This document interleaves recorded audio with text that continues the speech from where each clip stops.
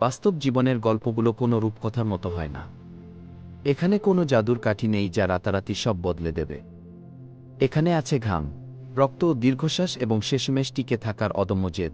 জীবনকে যদি আমরা একটি বৈদ্যুতিক সার্কিট হিসেবে কল্পনা করি, তবে আমাদের আবেগ, পরিশ্রম আর ইচ্ছাশক্তি হল সেই ২০০ ওয়াট ক্ষমতার বিদ্যুৎ, যা কখনো আমাদের আলোকিত করে, আবার কখনো অতিরিক্ত চাপে পুড়িয়ে দেয়। গল্পের নাম ২০০ ওয়াটের আলো। শহরের এক কোণে ছোট্ট একটা মেস বাড়িতে থাকত অয়ন।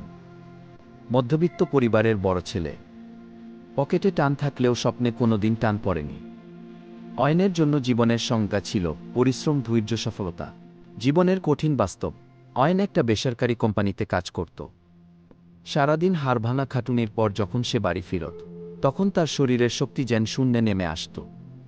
কিন্তু বাড়িতে ফোন করলেই তাকে বলতে হতো, মা, আমি খুব ভালো আছি, খেয়েছি ঠিকঠাক। এই মিথ্যেটুকুই ছিল তার পরিবারের জন্য একমাত্র স্বস্তি।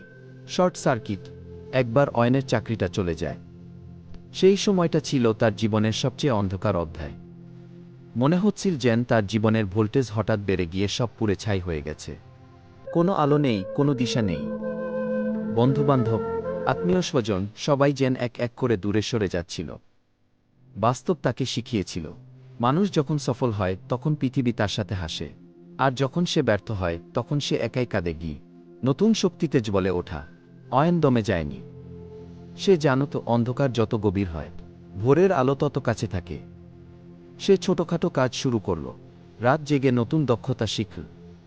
তার ভেতরের সেই ২০০ ওয়াটের জেদ তাকে থামতে দেয়নি। সে বুঝতে পেরেছিল, জীবন কোনো সোজা পথ নয়, বরং একটা চড়াই-উতরাইয়ের খেলা। জীবনের কিছু ধ্রুব সত্য, বাস্তব জীবন নিয়ে আমাদের কিছু বিষয় মেনে নেওয়া জরুরি। সবাই পাশে থাকবে না, বিপদে পড়লে ছায়ার মতো যারা পাশে থাকে, তারাই প্রকৃত বন্ধু। বাকিরা কেবল আশায় আর ভিড়। ব্যর্থতা মানেই শেষ নয়, প্রতিটি ব্যর্থতা আসলে একটা নতুন অভিজ্ঞতার জন্ম দেয়। নিজের যত্ন নেওয়া। আপনি যদি নিজে ঠিক না থাকেন, তবে আপনি আপনার পরিবারের দায়িত্ব নিতে পারবেন না। নিজের মানসিক স্বাস্থ্যকে গুরুত্ব দিন। জীবন মানে কেবল বেঁচে থাকা নয়, বরং প্রতিকূলতার মাঝেও মাথা উঁচু করে টিকে থাকার নামই জীবন।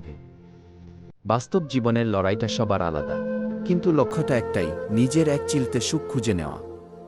আপনার জীবনের গল্পটাও হয়তো এখন কোনো কঠিন মোড়ে দাঁড়িয়ে আছে, কিন্তু মনে রাখবেন, আপনার ভেতরের সেই ইচ্ছাশক্তি যে কোনো অন্ধকার দূর করার ক্ষমতা রাখে। যদি আমাদের ভিডিওটি ভালো লেগে থাকে তাহলে সাবস্ক্রাইব করে আমাদের পাশে থাকুন আর কমেন্টে করে জানান ভিডিওটি কেমন হয়েছে। ধন্যবাদ। আবার দেখা হবে পরের ভিডিওতে।